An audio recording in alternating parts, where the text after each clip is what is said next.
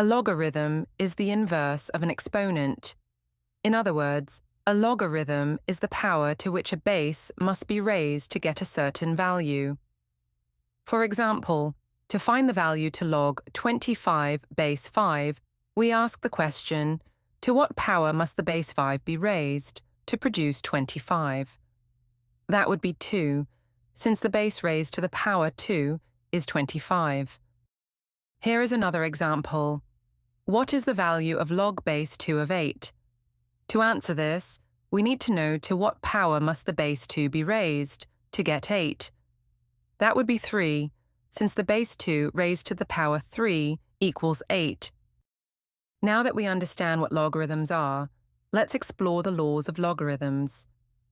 These laws help us simplify and manipulate logarithmic expressions. There are 3 main laws. The first law is the product rule. It states that log A plus log B equals log AB. This means we can combine the sum of 2 or more logarithms into one logarithm by taking the product of the values. For example, log 4 plus log 5 is equal to log 4 times 5, that's log 20. The second law is the quotient rule. It states that log A minus log B equals log A over B. This means we can combine the difference of 2 logarithms into one logarithm by dividing the first value by the second value. For example, log 10 minus log 5 is equal to log 10 divided by 5, that's log 2. The third law is the power rule. The logarithm of a number a raised to a power p is equal to the power p times the logarithm of the number a. For example, log 6 raised to the power 2 is the same as 2 log 6. These laws can be used to simplify complex logarithmic expressions and solve equations. Let's apply these laws to solve log equations. Suppose we have the equation seen here. The first thing you'll want to do is simplify the left-hand side by combining the log terms into one log.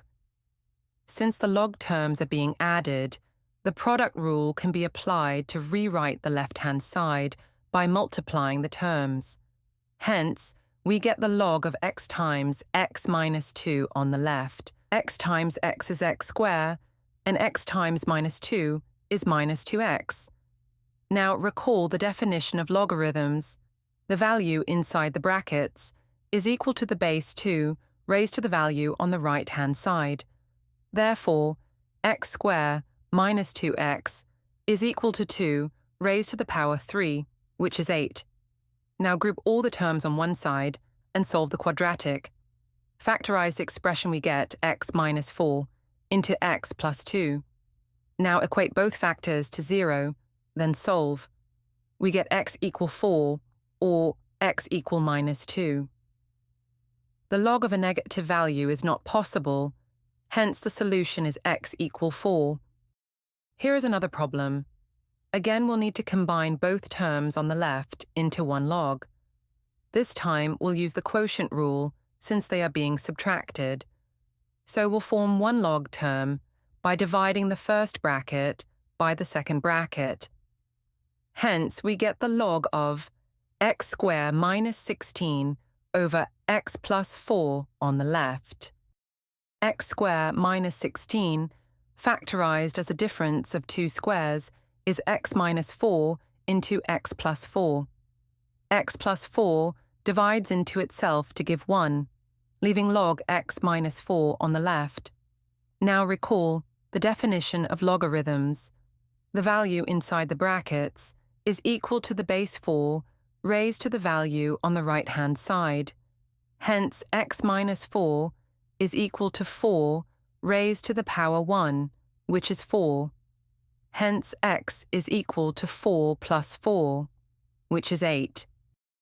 Logs can also be used to solve exponential equations. To solve this equation, we can take the natural log of both sides. We can then apply the power rule. The logarithm of a number raised to a power is equal to the exponent times the logarithm of the number. That means the left-hand side can be rewritten as x plus 2 times log 4. Now divide both sides by log 4. On the left, x plus 2 remains. Using our calculator to compute log 9 divided by log 4, we get 1.585. To solve for x, subtract 2 from both sides, we get x equal negative 0.415. Now let's do a change of base problem. In the equation given, one base is 2, while the other is 8. To solve this equation, we need to make both terms have the same base. Here is the rule for changing the base of logarithms. The interpretation of the rule is, when changing from base b to another base c, we'll need to divide by the logarithm of the old base b to keep the original value the same. The simplest way to solve this problem is to convert the log terms to the lower base, in this case 2. So we'll rewrite log x, base 8, to log x, base 2. But remember, we need to divide it by the logarithm of the old base 8 to keep the term equivalent. And now all the terms in the equation have the same base 2. In the denominator, we have log 8 base 2. This equal to 3, since 2 raised to the power of 3 is 8. To get rid of the denominator, we can multiply each term on both sides of the equation by 3. We can now apply the power rule to rewrite 3 log x base 2 as log x cube. Recall the power rule for logarithm states that the logarithm of a number raised to a power is equal to the product of the exponent and the logarithm, so the power 3 can be positioned either places. Both log terms have the same base, so we can combine them into one logarithm using the quotient rule. This rule states that when subtracting two log terms, we can divide the first value by the second value. So we get log x cube over x, which is log x square. Recall the definition of logarithms. The value in the bracket is equal to the base raised to the value on the right. In this case, x squared is equal to 2 raised to the power 6.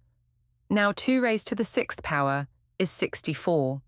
So x squared is 64. Therefore, x is the square root of 64, which is 8. If you found this video useful, give it a thumbs up. Thanks for watching. Don't forget to subscribe so that you can be notified on new uploads. See you soon.